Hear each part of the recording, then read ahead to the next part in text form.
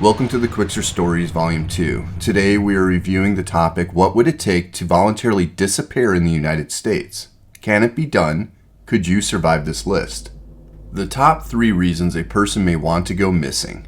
First is probably very obvious. To quote-unquote go missing is to escape criminal prosecution. Being on the run means people will probably be looking for you too. Case in point. The other top reasons are to avoid being located by somebody who wishes to do them harm, often domestic violence. Another is to avoid being tracked by creditors or other individuals seeking to take legal action against them. But many will just relocate and not really disappear, rather obfuscate their past life. But a good private investigator can track them down. The U.S. Marshal Services has been finding people since the law enforcement department was founded in 1791.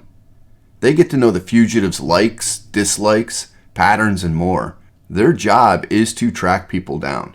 They're also great at hiding people, as they created the Witness Security Program, otherwise known as WITSEC. They provide for the security, health, and safety of government witnesses and their immediate dependents whose lives are in danger as a result of their testimony against drug traffickers, terrorists, organized crime members, and other major criminals. They get a safe house, they get security, and they get a new identity. For an individual to truly disappear on their own, what would that take? Okay, step 1. The very first step is the hardest step. It's also the reason why people eventually get discovered or return, even in the witness relocation program. Going missing means cutting off all communication with family and friends for the rest of your life. For some, not seeing any family might be easier. Most people need that connection. Okay, step 2. Understanding that there are law enforcement concerns when you disappear. The primary decision here, what will your family and friends do when you go missing? Will they call the police? Will they notice you are gone? If law enforcement is called, a report is issued, and alerts sent to the media, to mobile phones, and more. The missing person is then known nationally in a database. When police run an ID, the ID is also run through a database not just for criminal activity, but for others like a missing flag. If attention is not wanted, communicate with the person who would likely call the police. Perhaps a note that you are doing this voluntarily, maybe a short reason why, you mean no harm to yourself, and do not contact the police or report me missing. Make the statement short and make no statement of places you miss or want to visit, but do this on paper. Any electronic communication will be tracked. Step 3, you need to leave everything behind. If a note is left, this is the time to leave any electronics as well as a debit card, credit cards. You are a ghost. An ID may be needed for the first day, but that too needs to be discarded or destroyed. Life will now change significantly. Step 4, money. Money is needed. Could you live on $1 a day? Not in the United States.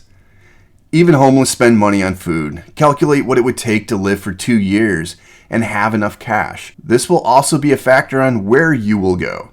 That much cash will be bulky. Maybe some gold coins, they're easier to carry, but some locations will require an ID to convert the gold coin to cash. You will absolutely need money though. Step 4 is usually tied to step 5, and the point most people realize, it's nearly impossible to disappear on your own if you want any quality of life. Step 5, where would you go? If the thought is Las Vegas, do not go there. The amount of people brings risk. Someone may recognize you. Cameras will capture any movement and enable timelines to be drawn and direction of movement gathered. Would you just go into the woods, live off the land? You'll most likely go hungry, and that will encourage returning. Go to another country like Mexico? Do you speak Spanish? And if you are a criminal, the U.S. Marshal Services might be going to Mexico to find you. Step 6, changing your appearance is key. This includes your gait when you walk. People have identified missing family on video by their clothes and the way they walk. Only buy clothes from a thrift store and change your style. Hats are great. If you have facial hair, change it up. Cut your hair, color your hair. If you don't wear glasses, you can wear fake ones. Step 7, you're going to have to become a loner. The more interaction with people, the more questions will be asked about you. Step 8, medical. Do you have any specific medical concerns that need to be taken care of semi-regularly? What are you going to do in the event of a medical emergency? Even if you're healthy, things happen. So what do we learn? It's hard, if not nearly impossible, for the rest of your life to go missing. So what did we miss? Please let us know in the comments. Thank you for watching. Please like and subscribe.